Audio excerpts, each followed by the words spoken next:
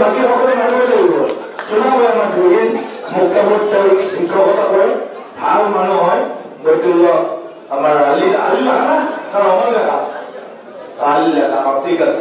মোৰ লগত সৰু অৰুণোদয় হিতাধিকাৰী বা অৰুণোদয় পাই আছে 1250 টকা। এতিয়া 20 ফেব্ৰুৱাৰীত আপোনালোকে সমষ্টি ভিত্তিটো কৰিব পাৰোঁ। আমাৰ চৰকাৰে যেনেকৈ সিদ্ধান্ত ল'ব সেইমতে আমি আলোচনা কৰি দলে তাত সহযোগ। নিযুত মইনা চলিয়ে আছে, হয় নে নহয়? মহিলা উদ্যমিতা চলি আছে। অৰুণোদয়ৰ হীৰক জয়ন্তী উৎসৱত আহিছিল। তো ৰঙিয়া কলেজৰ পানী কম থাকে। বিজেপি চৰকাৰ অহাৰ লগে লগে উন্নত হৈছে আৰু ভাল হৈছে, এইটো আমি সকলোৱে পাইছে। নকব লাগে 2-4গৰাকী আছে। মই আগৰ পৰাই বিজেপি কৰোঁ। আগতে এজিপি আছিলোঁ, তাৰপৰা নেক্সট বিজেপি চাকৰি থকাৰ পৰাই এতিয়া মিত্ৰজোঁট আছে। আমাৰ আগৰ পৰা লগত মিত্ৰ আছে, তেতিয়াৰ পৰা বিজেপি কৰোঁ। আৰু মোৰ দিলীপ শইকীয়াৰ লগত মোৰ এতিয়া বাচ্ছা কালি পেলাৰ মোৰ সিহঁতৰ দেউতাক মোৰ নিজৰ ল'ৰাটোৱে মোক মৰম কৰিছে। দেউতাকে বা পিতাকে মাকে মোক বিৰাট নিজৰ সন্তান দৰে মৰম কৰিছিল। আৰু যিটো মোৰ অতি ঘনিষ্ঠ মোৰ বন্ধু, আৰু তেওঁ মোৰ বাই আছে, ভনী আছে, মোৰ বিৰাট সম্পৰ্ক এতিয়াও আছে। মোৰ সেই সম্পৰ্কটো আছে এতিয়া মোৰ এতিয়া বৰ এনে কোৱা হয় যে এই দলটোৱে মুছলমানৰ বিৰোধী বুলি, আপুনি সেই ক্ষেত্ৰত কি মই সেইটো নাভাবোঁ। আমাক যিহেতুকে আমাক কিন্তু যে মুছলমানৰ কোনো এটা হেৰি কৰা নাই। মিয়াগিলাখন কচি হয়, কিন্তু আমাৰ কিন্তু কিন্তু মুছলমানৰ কোনো এটা হেৰি কৰা নাই। চৰকাৰৰ পৰা ঠিকে সা সুবিধা পাইছে। মই হেৰি পাইছোঁ, মই অৰুণোদয় পাইছোঁ, মই ঘৰো পাইছোঁ। এই বিজেপি চৰকাৰটো কিন্তু কংগ্ৰেছৰ দিনটো মোক ৰেচন কাৰ্ডখনো দিয়া নাছিল। ৰেচন কাৰ্ডখন কাটি দিয়া আছিল, এতিয়া পাইছে। এতিয়া মই পাইছোঁ। মই আগৰ পৰাই আছোঁ। মই বিজেপি কাৰণে মোক তাৰে ধুই পেলা মানুহে মোক এটা সময়ত তাৰমানে মোক অলপ তাকচিলা কৰিছিল।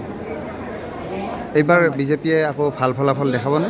নিশ্চয় দেখাব, সেইটো বিশ্বাস আছে, দেখাবই নিশ্চয় দিব।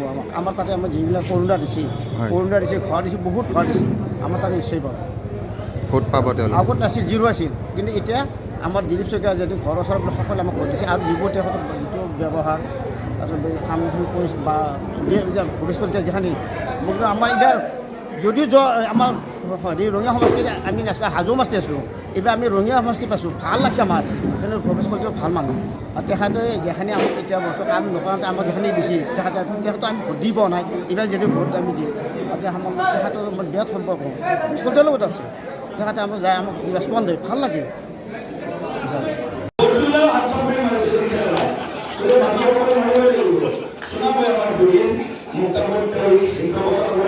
ভাল মানুহ হয়।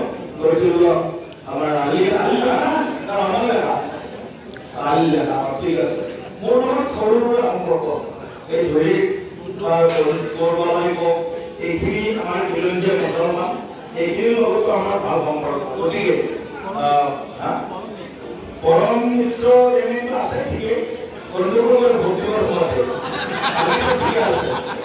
গতিকে এইবাৰ যাতে গণ্ডগোল নগৰ হৈছে লোকসকল অলপ কৰিছে অলপ বেছি ভাল। মই মানে সেইটো নাংলাদি যাম না আগৰ কৰা ধনীৰ মাজেদি গিৰি নদী উন্নত আছে। সেইকাৰণে আমাৰ কথাটো হ'ল আমাক বিজেপি চৰকাৰ বিজেপিৰ বাবে লাগে এনেকুৱা নহয়।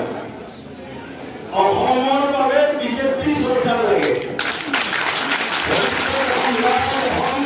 সুৰক্ষিত অসম আৰু বিকশিত আত্মনিৰ্ভৰশীল অসমৰ বাবে আমাৰ অসমত বিজেপি নেতৃত্বত NDA চৰকাৰ আমাক লাগিবই।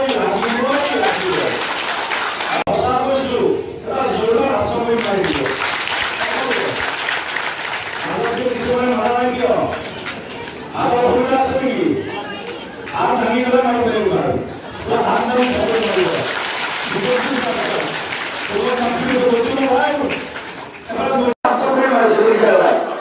বাকী সকলে মানিব লাগিব। চুনামে আমাৰ দুদিন মুখ্যমত তেওঁ শিক্ষকতা কৰে, ভাল মানুহ হয়। গতিকে আমাৰ আলি লেখা না অমল লেখা আলি লেখা ঠিক আছে। মোৰ লগত সৰু